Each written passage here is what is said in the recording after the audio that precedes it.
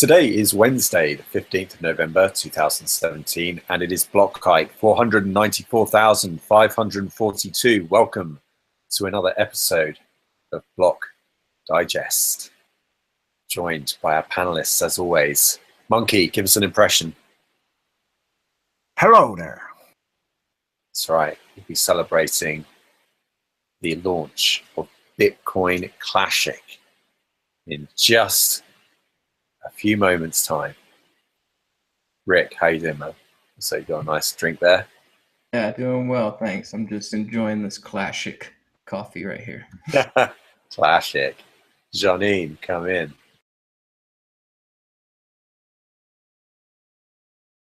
You're muted. Hello. Uh-oh. Oh, and then she came on twice. Fantastic. Aknix. Hey. Yo, from the Bitcoin bus. All right, Monkey, you got any zinger jokes for us? Yes, I just want to remind everybody that after time passes, the classics. Yes. So should we just get started with what this is all about so we can actually understand it? What exactly is Bitcoin Clashic, Monkey? The real Bitcoin Cash. It's the original chain that was forked off on August 1st. Okay. Well, how does it compare to BCH Classic that so many of our viewers will be familiar with? Well, I mean, what happened here is really they hard forked and thought they could just steal Bitcoin Cash's name. The reality is that Bitcoin Cash still exists. The chain is being mined, and what exchanges are listing right now is Bitcoin Cash. It's not. It's a fraudulent imposter. It's not the true Satoshi vision. It's not the true vision. I see. Okay. And what was controversial about the hard fork exactly? What was contentious? Well, I mean, obviously, you know, the EDA was put there to the benefit of miners, which are the integral part of the system. And this wasn't something that all the miners were consulted on. I mean, obviously, like they're still mining the original Bitcoin Cash chain. So I guess that there just wasn't unanimous consensus. So how many blocks are they so far into this thing? 2 or 3 now, you know, and after we get to 2 or 6, we 3 should blocks. see the emergency difficulty adjustment kick in. 2 or 3 blocks does not a blockchain make. Oh, but it does. It's still live. It's still moving forward. I mean, this is how difficulty works. A lot of miners moved away, but the ones who stayed, they're still keeping the chain going. Okay. And this is the same chain that the BCH Classic miners are working on. There's no difference between the two. No, it's just a little bit of a branding confusion, but you know, there's a lot of that these days. Yeah, there is, isn't there? So many Bitcoins. So many Bitcoins. Bitcoin Clashic. Here it is. And I understand that the name was chosen so that everyone reading it and saying it will necessarily do a Sean Connery impression. That's unavoidable. That's part of the design implementation. Is that right? Well, yes, it's literally vouched for by Sean Connery himself. You just look on the website. And am I right in saying that this is kind of a metaphor for consensus? That by getting everyone to say it in that same voice, the way Sean Connery would say it, that we all spiritually agree to the consensus of how it's spoken. Was that deliberate? Yeah. I mean, I mean, who else can make a claim to be 100% correct all of the time besides Sean Connery? And Sean Connery is saying this is Satoshi's true vision. True vision, you mean? Yes, all right. True vision.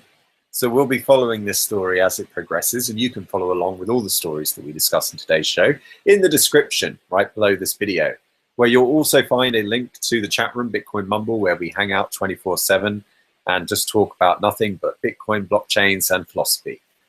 So, what's Peter Smith up to? Well, who wants to take this so Monkey's not rambling the whole time? No, come on. I want to hear you rant. And I want to hear you do it in the style of Sean Connery. Well, this little impetuous son of a bitch is wasting all of his company's times and resources implementing some shitcoin instead of integrating segregated witness into the wallets so that people can save money on the fees. I don't understand what this man is thinking. He has no ever. That was kind of like an American Sean Connery, but I like it. It was good. Really good. It was really good. I can only do short sprints. I can only do the short sprints, and then my voice breaks. All right, so Bitcoin Cash will have full support in December on the world's most popular Bitcoin wallet, blockchain.info, which apparently everyone uses, so I'm led to believe by their marketing department. And but are they talking about Bitcoin Clashic or this imposter from Jihan Wu? I think they might be talking about the imposter. Doesn't say Clashic there. I don't see any essence of Sean Connery coming through from Peter. So he says that one isn't prioritized over the other. Actually, they're different teams. Wait, what's he talking? Let's back up a little bit. Charlie Shrem says 7 hours ago, I'm a little disappointed. I would think SegWit would be the priority here. It's been out for a long time. BC.info is a huge on-chain transactor moving over to SegWit, reduce fees and scale Bitcoin. And Peter Smith says one isn't prioritized over the other. Actually, there are different teams. One is much more involved, change than the other, though. I'm also still concerned about the lack of adoption. Would prefer to follow after SegWit adoption is higher, burned in, but we'll ship it regardless. So there you go. He's going to ship it. But wait a minute. Aren't software teams in a company a dynamic thing that's reassigned by each project?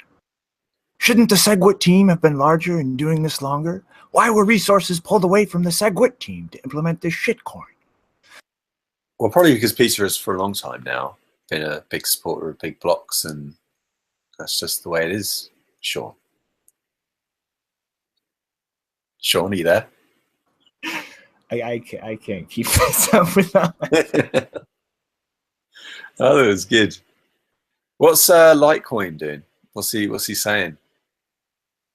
He just seems to apologize all the time for being a Bitcoin maximalist. It's with his fans. I don't know what Charlie's doing. I mean, I love the guy, but he just seems to be jumping out there to try to get everybody onto Litecoin all the time lately. Well, except the Litecoin is accused of talking about Bitcoin all the time. So anyway. But what? I'm confused. This does not compute. Right. So Kyle Torpy is in the chat. We're a big fan of Kyle. Thanks for joining us. And he says, worried about lack of adoption, but going to implement anyway? So they're going to do it anyway. They're going to spend resources on it, but they are worried about the lack of adoption. So there you go. All right. Yeah, I call bullshit as a last note on that. I think that he is intentionally taking as much time as possible to implement this, to continue this bullshit. SegWit was the wrong course narrative. Peter, if you're watching, get off your ass and do your job. Yeah. Now let's talk about what everyone... Oh, actually, Janine has a point.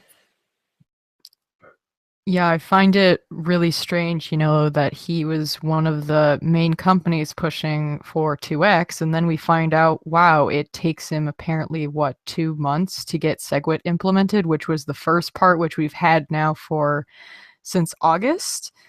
So that doesn't sound very good. That sounds like a really bad development team if he would have ended up being months behind on a fork that he was a fork that he was pushing for. Yeah, indeed. So let's talk about what everyone wants to talk about today, which is the Bitcoin pump, the big pump. We are currently at Tone's top, as it's being called on social media. Tone Bay has predicted that 7,500 will be the top. Of course, we did actually go down, so he was pretty much right about that. We did spike above it up to 7,800 briefly for the SegWit 2x cancellation, but then it took a big dip down to 5,400 on Bitfinex.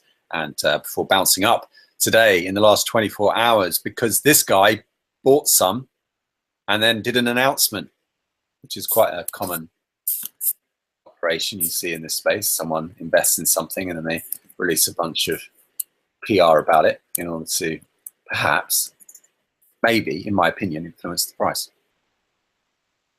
So Bitcoin is pumping. It's pumping. We're back at Tone's top. It's scary. What else are you going to do, Chris?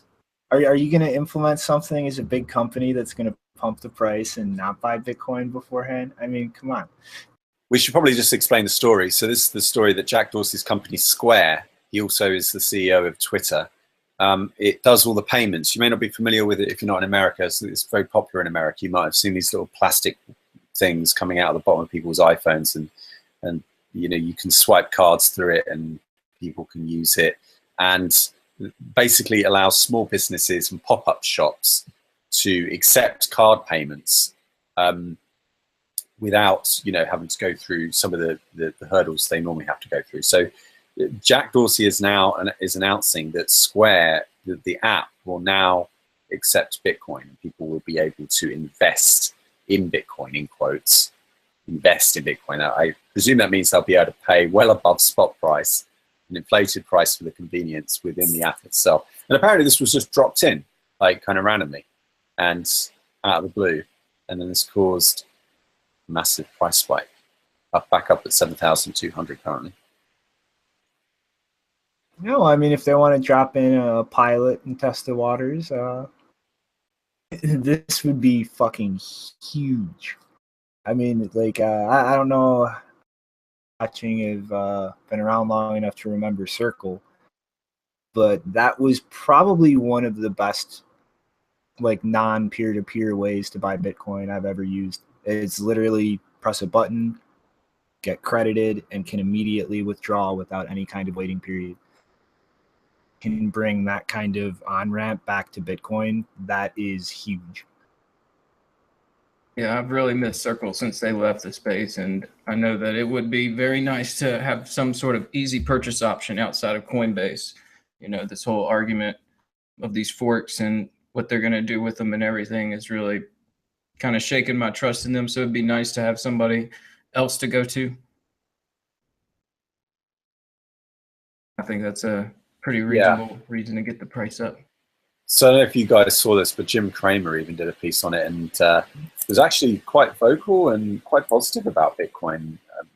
Wasn't always that way with old Cramer. He didn't always like Bitcoin, but on Mad Dash, he was talking about it, and he even said, "Oh, let's get a cryptocurrency expert on to educate the panelists about crypto," and they even wanted to know what a fork was. But he was very positive about Square's announcement.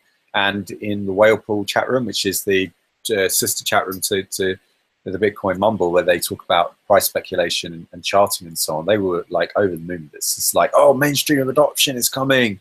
You know, the everyday person will be able to buy Bitcoin through this app. It's really accessible, and apparently it's like the most popular payment app on the iOS App Store, at least in the US anyway. I don't know about the rest of the world, but yeah, this has been big news, and it's taken us up from that 5,400 floor very, very quickly, and in a way that I feel like, you know, just a few days ago, people were saying that Bitcoin was dead, that it wouldn't be able to survive this threat that it's got from Bitcoin, from BCH, and I just feel like those V bottoms have been a characteristic of Bitcoin ever since $1,000, since we really got this rally going. Yeah, it's always hard to call where that bottom's going to be on these dips because, yeah, every time I hear about where it's going to be, I'm always like a little below where it should be. But yeah, I saw Kramer was also really excited about these CME futures, and you know, like between those futures and if a lot more people can start getting access to Bitcoin real easily through this Cash App, then yeah, that's a lot of adoption coming in from a couple of different angles. So, you know, I don't know that much about technicals, but I imagine like we could pull back more, but I'm going to turn into that skeleton waiting for that dip that I want.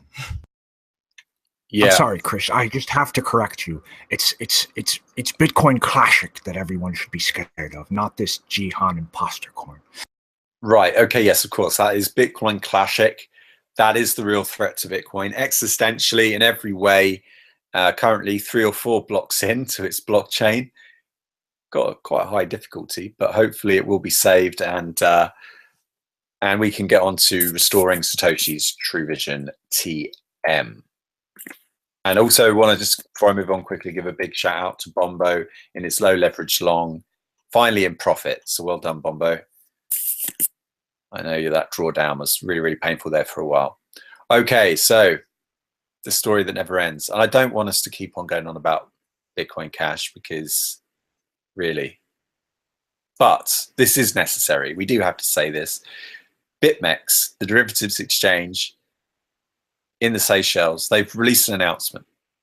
And it should come as no surprise to anyone, because I think that Arthur Hayes has made this clear before, and various employees of BitMEX have been over at Whalepool and have expressed their view. But they have said that they will not be distributing the Bitcoin Cash holdings to their customers directly, but will instead be selling it in for Bitcoin and then distributing the proceeds to the Bitcoin customers. So anyone holding Bitcoin around the time of the 1st of August, just after the block height 478,588, which was around 1 p.m. on the 1st of August. If you had a positive Bitcoin balance and a margin balance at the time, you will be credited for that margin balance. You'll be given a proportion of the proceeds from the sale of Bitcoin cash in exchange for Bitcoin. Now, they also have released a Bitcoin Cash futures contract, BCH X17, which expires on the 24th of November. So apparently they're tying that to Polo as the exchange rate, and you can short it up to 20x. You can also go long in it, although I'm not quite sure where you would. Though I may be forced to eat those words if it does make a comeback and somebody decides to pump it again. Short the imposter into the ground. 20x short on Bitcoin. The imposter, the BCH imposter. And then, of course, we've got to petition BitMEX to then take the forked coins of the Bitcoin Cash at the time of the Bitcoin Clashic fork, which has just happened. So then everyone's got to get those as well. It's going to be a bit of a mess. It's going to be a big recursion, you know. Well, I mean, things can get pretty weird when you just, go off course from Satoshi's True Vision. That is true. That is true. Hopefully we're going to be saved. Acnix, are you there? What's up? What do you make of it all?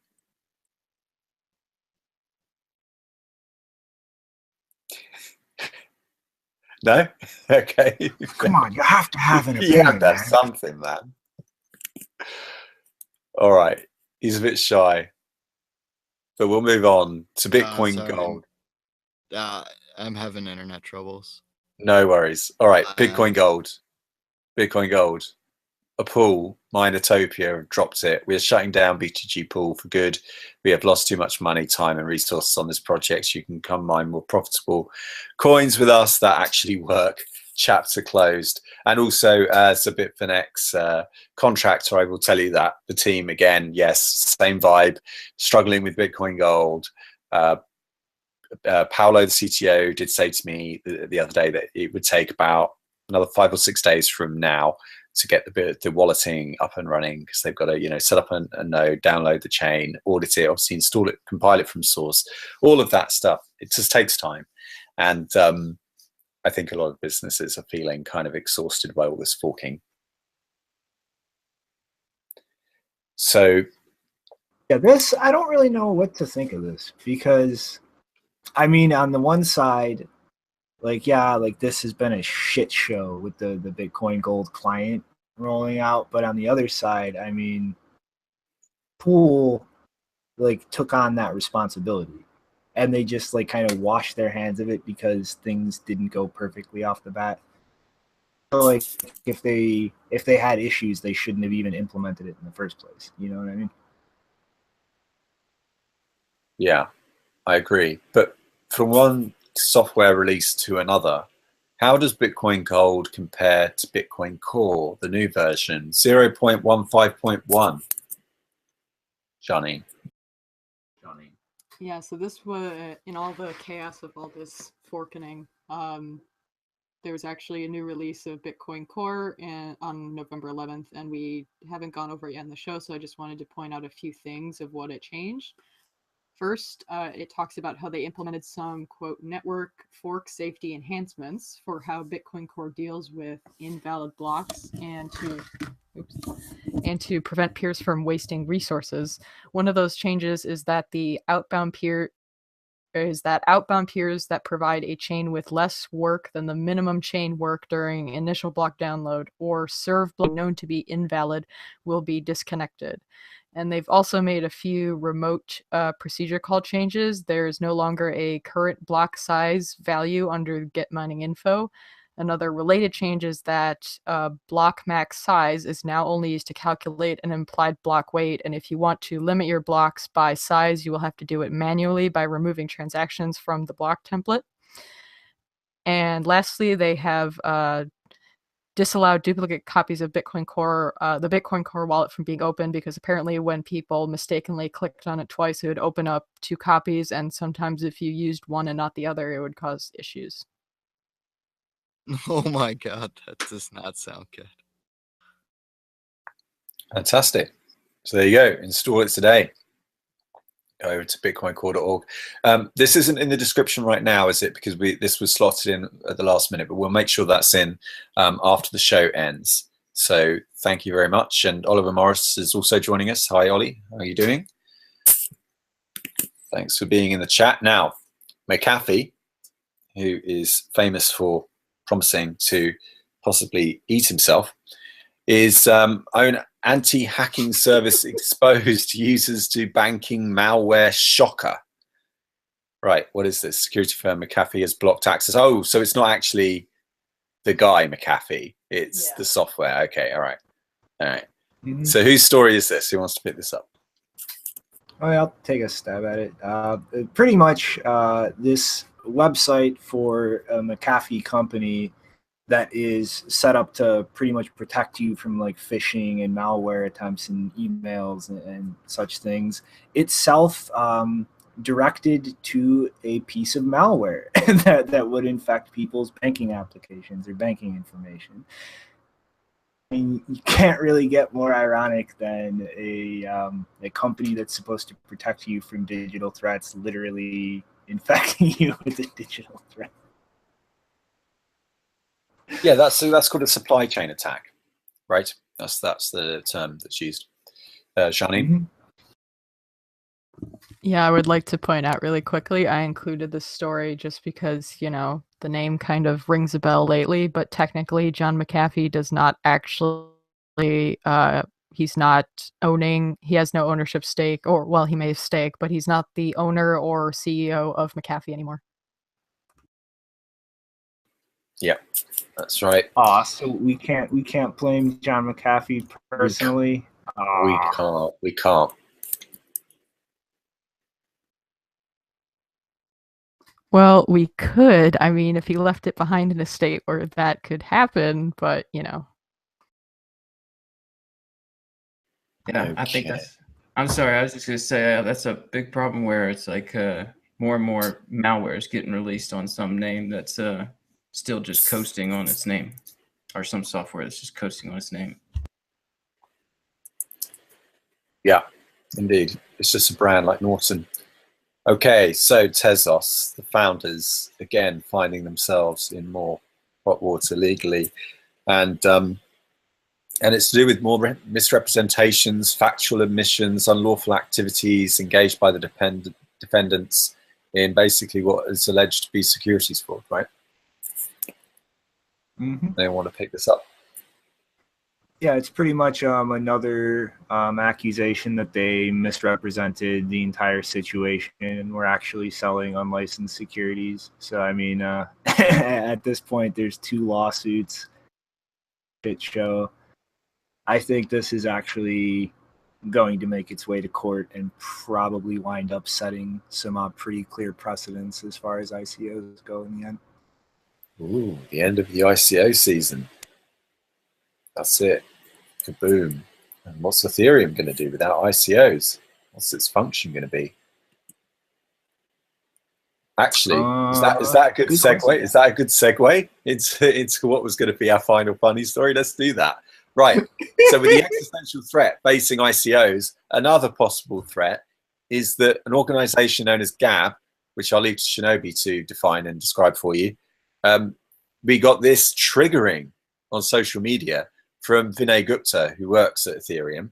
I'm not sure entirely how, but he does somehow work at Ethereum, either at Consensus or the Foundation. And in response to Gab claiming that they're highly considering being added to the Ethereum blockchain in whatever fundraiser or protocol they wish to put out there for, looks like censorship-proof publishing, they want to trigger Leashless, Vinay Gupta, and Vitalik Buterin just for the lols. And Vinay responds with, "You will regret it. We will collude against you. We will make your lives miserable. We will seriously figure out underhanded yet ethical ways to make your project fail if you force us to host it. Please kindly fuck off and build your own infrastructure. You are not wanted here." So what I really liked was underhanded yet ethical. I want to see some examples of things that are underhanded and yet also ethical. I think the best example from the Mumble was hiding Jews in the basement. Hiding Jewish people in the basement, obviously during the time of Germany in World War II, because obviously we're not claiming that people hiding Jewish people in their basement today is an ethical thing to do. That's contextual. But what other things could they do? I mean, could they try and, tell the miners not to respect their Ethereum addresses if they want to do an ICO, for example? If they have some kind of multi-sig, maybe they could arrange for that multi-sig to be drained, or they could just kill the contract remotely over the network. Yeah, see, like this is the thing. I think that it's the final proof that, like, what is Ethereum good for? Nothing.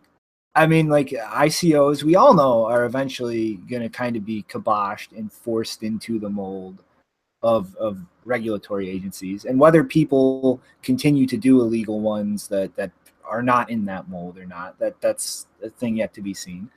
But, like, aside from ICOs, what's the use for it? It's clearly not decentralized applications in need of censorship resistance, because that's what Gab AI is. For those who aren't aware what it is, it's effectively a Twitter alternative that was formed skeptics and conservatives and some of the alt-right, as unpopular as they may be, due to the way that YouTube and Twitter and other social media platforms have effectively been demonetizing and censoring, like, these people. I mean, I'm sure a lot of you remember when people had their accounts deactivated on Twitter summarily for simply identifying as alt-right. And Gab AI recently, I believe within the past month, hosting provider threatened to shut down the entire platform, offending tweet, or what they're called on Gab. For one message that their hosting provider did not approve of, they threatened to shut down the entire platform.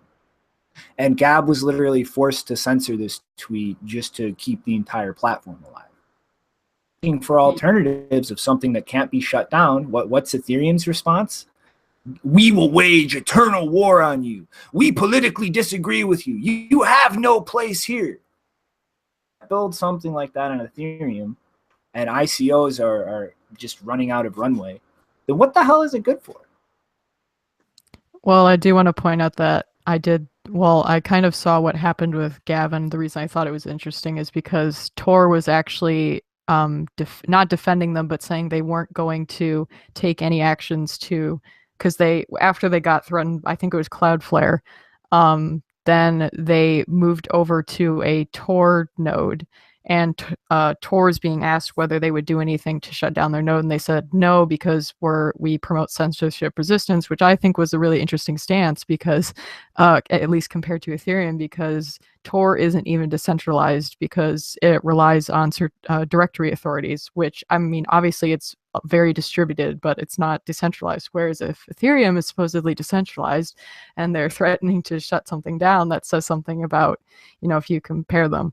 I personally would not go to Gab because it's promoted by someone called Weave, who I think is a not not interesting or pleasant person, to say it lightly.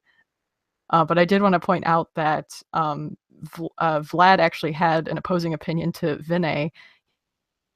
He said that he's a fan of ethically motivated blockchain governance as a general concept, but he believes that censoring Gab seems like something that would damage the legitimacy of Ethereum's blockchain governance process, which I do agree with. Not better than Tor, then are you really decentralized? Yeah, I think I'm going to have to with Vinay on this, because at the end of the day, Gab have the freedom to launch their platform on whatever topology they want to, whether it's Ethereum or Ethereum Classic.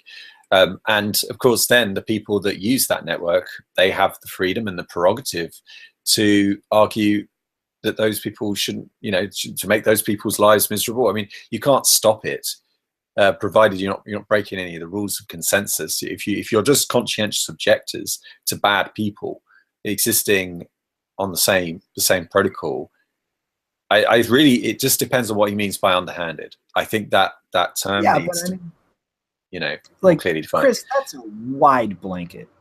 I mean, like, it's bad people. Like, not everybody in the alt-right is a white supremacist. And also, like, Gab is not just something for the alt-right. There are just conservatives there, just people who are skeptical of any ideology, like people like Sargon or but I'm not talking specifically about Gab. I'm talking about the prerogatives, the capabilities, shall we say, of individuals. Ethereum has already established itself as having a USP called stoppable applications. Originally, they spelt it wrong. They put a UN at the beginning, so it said unstoppable applications. But I think it was just a spelling mistake before they went to print. But what they really meant to say was, we have stoppable applications. Like, this Ethereum project is specifically designed. In fact, it's one defining feature that people will know it for the most, is its ability to stop things from happening on top of its network. And I think since they've created that brand for themselves, and since that's inescapable, I think Vinay's right. Like, they can pretty much do what they want. If they want to make somebody's life a bit unpleasant and uncomfortable on top of their blockchain project, they can, and there's really nothing Gab can do to stop them. Just like there's nothing Gab can do to stop, anyone can do anything about Gab either. You see what I mean? Like, maybe they should just, Yeah, I mean, they are just doing it for the lols, obviously, but they could just go to Ethereum Classic if they wanted true unstoppability.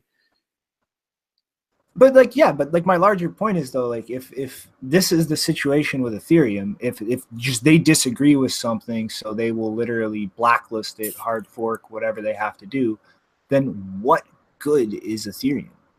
Like, it's useless.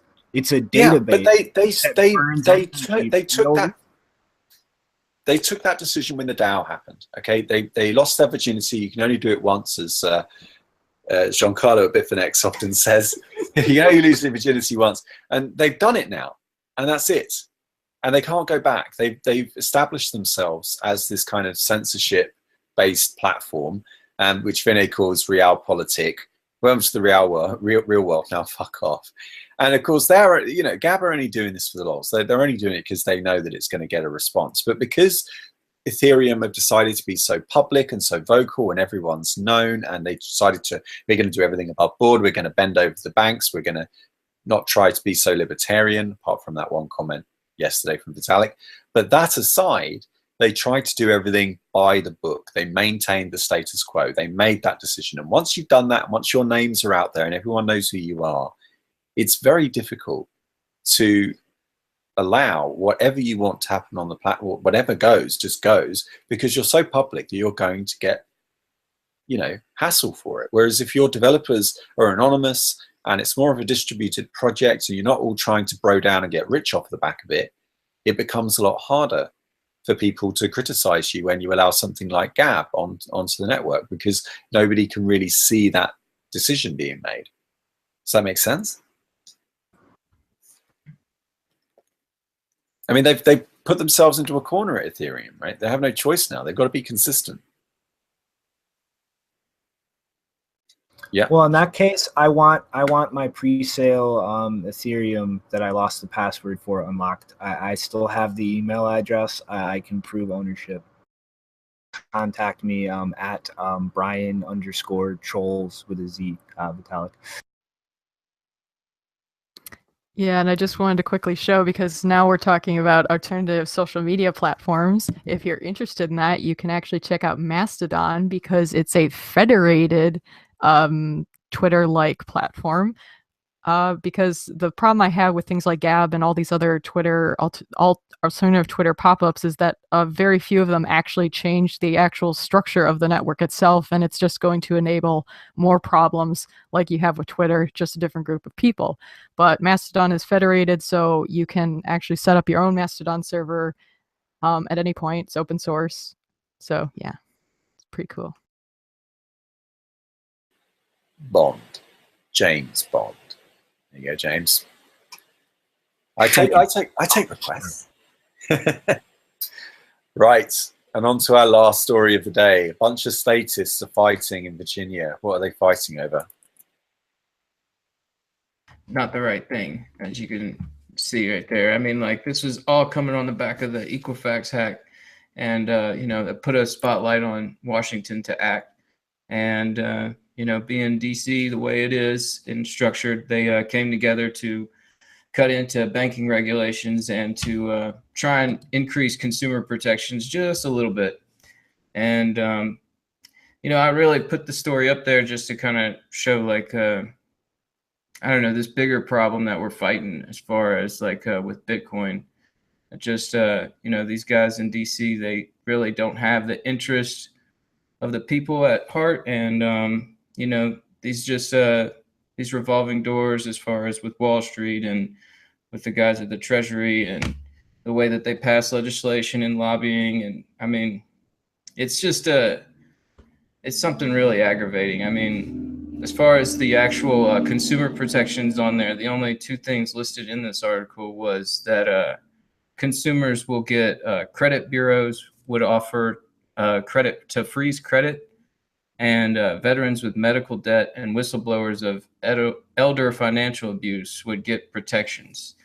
But the bulk of it looks like it was deregulating the Dodd-Frank Act, like some things in there that they were doing with the subprime loans to try and stem that. And so, it looks like this is just the overall bigger problems why I'm in Bitcoin. So hopefully you can just keep that and remind myself. Right? Yeah, I mean, it's always good to have that wider context to things. I mean, unless you think Satoshi is the slickest con man in human history, he didn't make this just to get rich. He made this to fix systemic problems in our economy and our financial sector and in general. And yeah, it's always good to kind of keep that in focus. Indeed, which brings us on to final thoughts, the end of the show. It's just the beginning of Clashic is my final thought. We should also remind people that actually we're coming up for the end of season 2 this week. So Friday will be our last show for a while. We can take a short hiatus and we'll be back. But we're thinking of maybe changing up the format a little bit, maybe to going to 2 or 3 shows a week and trying to go for quality over quantity. And you can, of course, join us in that open discussion on the Bitcoin Mumble. Again, the link is in the description below at the very top there. But any final thoughts or any thoughts about the hiatus and what we should do when we come back? Yeah, I mean, I think it'll give us a nice time to decompress, and like you said, we can actually work on improving the quality and substance a little more, and worry less about banging one out every day. I mean, of course, I'm sure sitting around in the chat, we're gonna come up with some other stuff to push out, like the last hiatus in the meanwhile. My final thought of the day is that I think Barry Shilberts should unmute himself and stop promoting Ethereum Classic things while ignoring the fact that he has hundreds of people asking him, why are you not talking about the 2x thing failing? Because he hasn't said a word yet. He's around. We just need to get a word from him. Indeed. Where is Barry? And we were asking people that question, you know, constantly, every day almost. Graphic had a "Where's Barry" Waldo in it. In case those might have to put it back on there unless he starts talking. we might well have to. So, signing out then for today. Thanks very much for joining us.